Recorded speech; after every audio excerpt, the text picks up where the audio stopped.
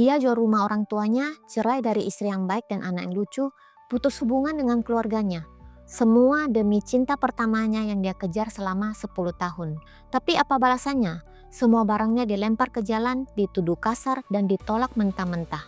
Inilah kisah tragis Chen Qing, seorang pria yang percaya bahwa cinta sejati harus diperjuangkan sampai titik darah penghabisan. Tapi apakah benar begitu? Di dunia ini banyak yang bilang cinta sejati layak diperjuangkan. Tapi bagaimana kalau cinta itu berubah jadi obsesi? Dan bagaimana kalau perjuangan itu justru menghancurkan semua yang dulu berharga dalam hidup kita? Chen Qing adalah contoh nyata. Kisahnya viral di media China karena dia rela kehilangan segalanya, keluarga, reputasi, bahkan kewarasan demi seorang wanita yang ia yakini sebagai takdirnya, Wei Li. Chen Qing bertemu Wei Li saat mereka masih SMP. Saat itu Wei Li adalah gadis cantik yang populer, sementara Chen Qing hanyalah anak biasa yang tidak menonjol. Dia jatuh cinta diam-diam, cinta pertama, cinta polos, cinta penuh harapan. Tapi karena minder dan rasa rendah diri, dia hanya bisa memandangi dari jauh. Dia bahkan rela memukul siapapun yang mendekati Wei Li, sampai akhirnya dikeluarkan dari sekolah. Sejak saat itu, hidup Chen Qing berubah. Rasa bersalah dan penyesalan tumbuh dalam hatinya, dan jadi obsesi. Bertahun-tahun berlalu, Chen Qing sudah menikah, punya anak. Tapi takdir mempertemukannya kembali dengan Wei Li dalam sebuah reuni sekolah. Saat itu Wei Li pun sudah menikah. Tapi Chen Qing sangat yakin, ini bukan kebetulan, ini kesempatan dari Tuhan. Dia mulai mengejar Wei Li, dan lambat laun Wei Li luluh. Dia cerai dari suaminya. Chen Qing pun melakukan hal yang sama. Akhirnya mereka bersama.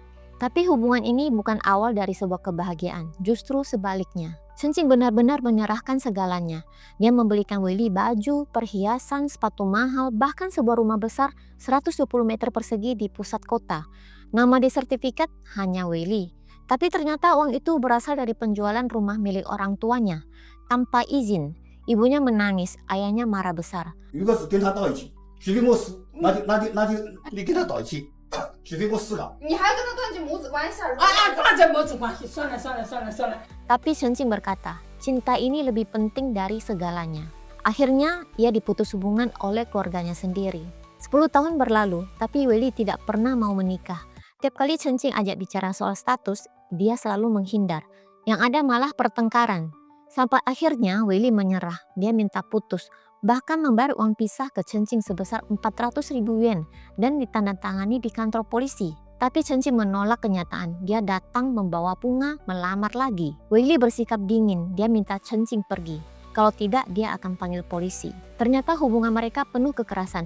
Wei Li mengaku Chen Qing sering memukul dan bahkan mengancam dengan pisau saat sedang marah. Chen Qing juga tidak mau kerja, seharian hanya malas-malasan di rumah. Lebih dari itu, Chen Qing memasang kamera di seluruh rumah, termasuk kamar tidur dan kamar mandi.